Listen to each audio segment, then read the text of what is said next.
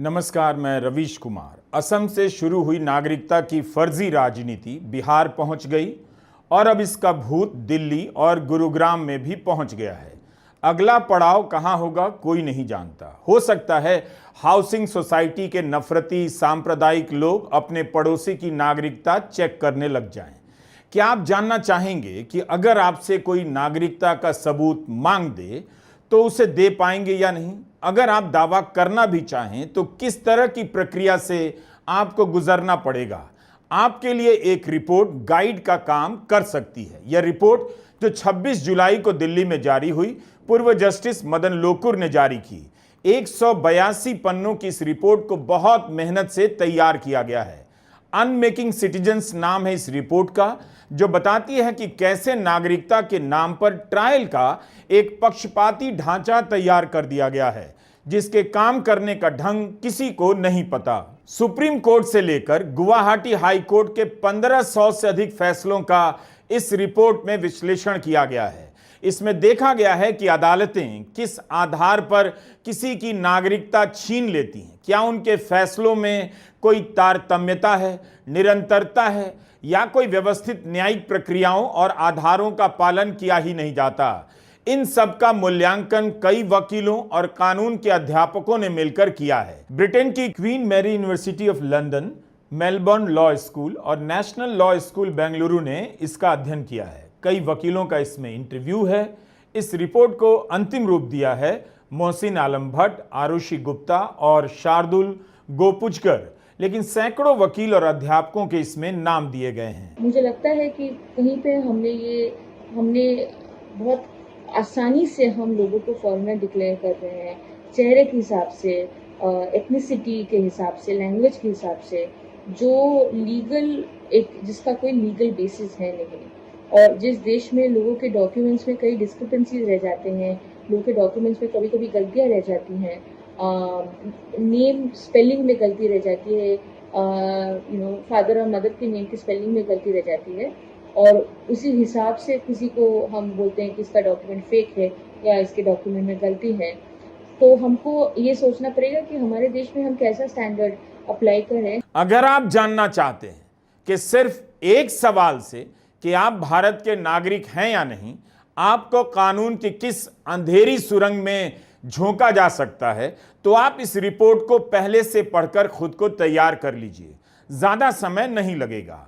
अखबारों में इससे जुड़ी खबरें छपती रहती हैं, लेकिन एक व्यापक समझ नहीं बन पाती कि किसी की नागरिकता पर संदेह करने से लेकर साबित करने की कड़ी में पुलिस कैसे काम करती है, फॉरेनर ट्रिब्यूनल कैसे काम करता है, हाई कोर्ट किस आधार पर फैसले देता है। अगर आप चाहते हैं कि अराजक तरीके से नागरिकता जैसे गंभीर विषय पर फैसला हो, तो आप निश्चित रूप से लोकतंत्र की उस बुनियाद को खत्म करना चाहते हैं जिसके लिए लाखों लोगों ने दशकों अंग्रेजों से संघर्ष किया। आप उनकी मेहनत और सपनों पर पानी फेर देना चाहते हैं। हमेशा एक बात याद रखिएगा, किसी के भी भरोसे का सबसे बड़ा आधार यही है कि जो भी होगा सिस्टम से होगा, प्रक्रियाओं से होगा, सबूतों से होगा। अगर किसी के लिए धर्म या भाषा के आधार पर सिस्टम नहीं होगा, सबूत मायने नहीं रखेगा, तो इसके शिकार आप भी होंगे। एक दिन आपको भी डराया जाएगा और आपकी हालत सबसे ज्यादा खराब होगी। आपसे मेरा बहुसंख्यक हिंदू से है। असम एनआरसी से 7 लाख हिंदू निकले थे, हंगामा मच गया था। गुरुग्राम के सेक्टर 49 की अब बंगाली बस्ती खाली नजर आने लगी है।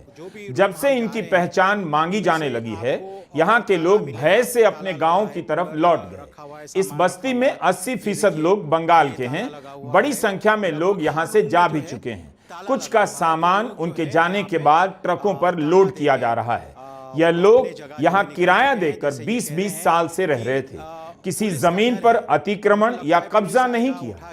5,000 रुपया महीना किराया दिया, जो अपने ही देश में प्रमाण पत्र मांगे जाने के भय से भाग रहे हैं। यहाँ के लोगों ने मीडिया में बयान दिया है कि मुसलमान होने और बांग्ला बोलने के कारण उन्हें सताया जा रहा है। बंगाल की मुख्यमंत्री ममता बनर्जी और तृणमूल के सांसद लगातार इस बस्ती का मुद्दा उठा रहे हैं, लेकिन किसी का बोलना इनके भीतर भरोसा पैदा नहीं कर पाया कि अपना देश है, यहां से कहीं भागने की जरूरत नहीं। इनसे दस्तावेज मांगे जा रहे हैं। इसी तरह की कार्रवाई अगर दिल्ली की किसी और बस्ती में हो जाएगी तो क्या वहां खौफ नहीं फैल जाएगा? लोगों का आरोप है कि उन्हें पहले उठाकर ले जाया जाता है, फिर दस्तावेज मांगा जाता है, पूछताछ के नाम पर घंटों बिठाकर रखा जाता है।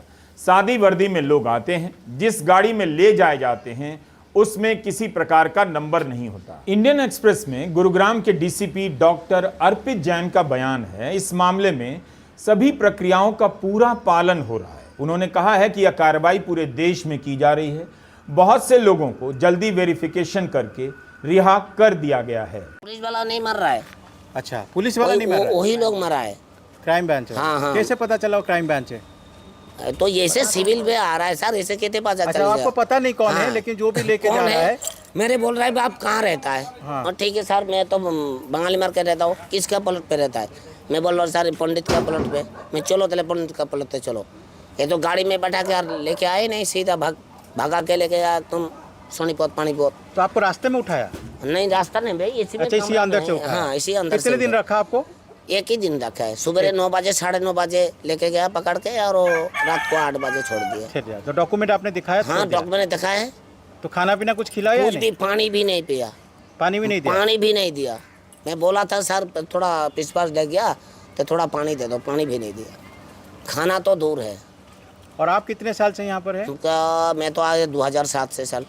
हम लोग कुछ बोलता नहीं। उस दिन आया था, सीधा दरवाजा खोल के घुस गया, फिर देख के फिर चला गया। कुछ नहीं मांगा। एक आदमी को यहाँ मिला, उसको 2-3 झापड़ मारा, फिर उसको छोड़ के फिर वो चला और गया। ये जो कॉलोनी सब बनाया गया है, ये आप लोग का है या ये? नहीं, हमारा नहीं, हम तो किराए में रहते हैं। अच्छा, ये किराए का है? हाँ, हम लोग का नहीं है ये। अच्छा, ये मतलब किराया। और किराएदार किराया कौन, इसने कोई दूसरा? कोई मालिक है। मालिक है। वो दूर में कहीं रहते हैं। 10 तारीख को आते हैं किराया लेने। तो किराया आप लोग देते हैं? तो मालिक नहीं कहता कि आपके साथ? मालिक वो बोलता है, वो तो बोलता रहने के लिए, मगर हम डर के मारे नहीं रहते हैं। इसके अंदर कम से कम हज़ारों की तादाद में लोग थे। आपकी छोटे बस्ती में, इसी के अंदर? हाँ, ये सारे रूम चला गया, ये वाला ये सब चला गया, खाली है? लास्ट में भी है, लास्ट में भी 2-3 घर है, उस साइड में भी 3-4 घर है, बस इतना ही है। मतलब रहने का, बाकी सब चले गए? बाकी सब चला गया। आपके पास कागज पत्र सब है? हाँ बिल्कुल है। फिर क्यों जा रहे हैं? वोटर आईडी है, रेशन कार्ड है, आधार कार्ड है, सब कुछ है। तो क्या पुलिस क्या मांग रहा है? कुछ भी नहीं बोल रहा है, बस रास्ते से जा रहे हैं, अगर बंगाली है उठा के लेके जा रहा है, मार रहा है, छोड़ रहा है, बस। गुरुग्राम का यह मामला बता रहा है कि अब नागरिकता का प्रेत किसी भी इलाके में छोड़ा जा सकता है और लोगों को भयभीत किया जा सकता है। 20-20 साल से लोग इस बस्ती में किराया देकर रह रहे हैं, गुरुग्राम में काम कर रहे हैं, और अचानक उनसे भारतीयता साबित करने के लिए कहा जा रहा है कि कहीं वे अवैध बांग्लादेशी तो नहीं है। क्या आपको यह बात अपमानित नहीं करती है कि भारत का ही एक नागरिक सिर्फ मुसलमान होने या बांग्ला बोलने के कारण अपने दस्तावेजों को निकालकर दिखा रहा है, गिड़गिड़ा रहा है कि देखिए भारत का नागरिक है? गुरुग्राम, जहां सब जानते हैं कि यहां की चमकती इमारतों में ईमानदारी का कितना पसीना है और ब्लैक मनी का कितना, लेकिन उनके भीतर किसी तरह की कोई असुरक्षा नहीं, डर नहीं।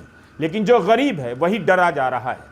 जो लोग यहाँ के फ्लैट को चमकाने जाते हैं वो क्यों चुप हैं, वो क्यों नहीं बोल पा रहे हैं? वो तो भारत के नागरिक हैं, उनकी नागरिकता पर किसी ने संदेह नहीं किया, बल्कि फ्लैट वाले ही सलाह दे रहे हैं इन गरीब लोगों को अपने गांव चले जाओ। कमाल का नागरिक समाज बन गया है। सुप्रीम कोर्ट के जस्टिस सुधांशु धूलिया ने चुनाव आयोग से कहा कि नागरिकता साबित करने के लिए जो दस्तावेज मांगे जा रहे हैं वो खुद नहीं दे सकते। जब इतने बड़े जज के पास दस्तावेज का संकट हो सकता है तो कल्पना कीजिए इन आम लोगों की, जिनके पास प्रमाण पत्र हैं, कई तरह के कागज हैं, फिर भी बांग्लादेशी होने का लेबल चिपका दिया जाता है।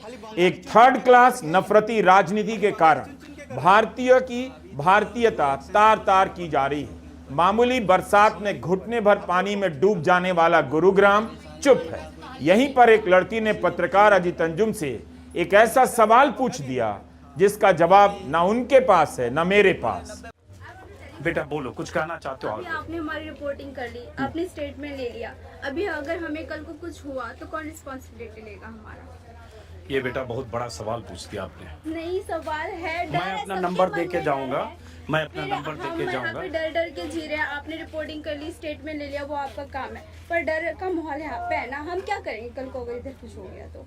मेरे पढ़ाई का क्या, हमारे खर्चे का क्या, मेरी डिग्री क्या क्या, मैंने जो 12 साल मेहनत किया, अब मेरी मेहनत का क्या होगा फिर? अभी बताइए।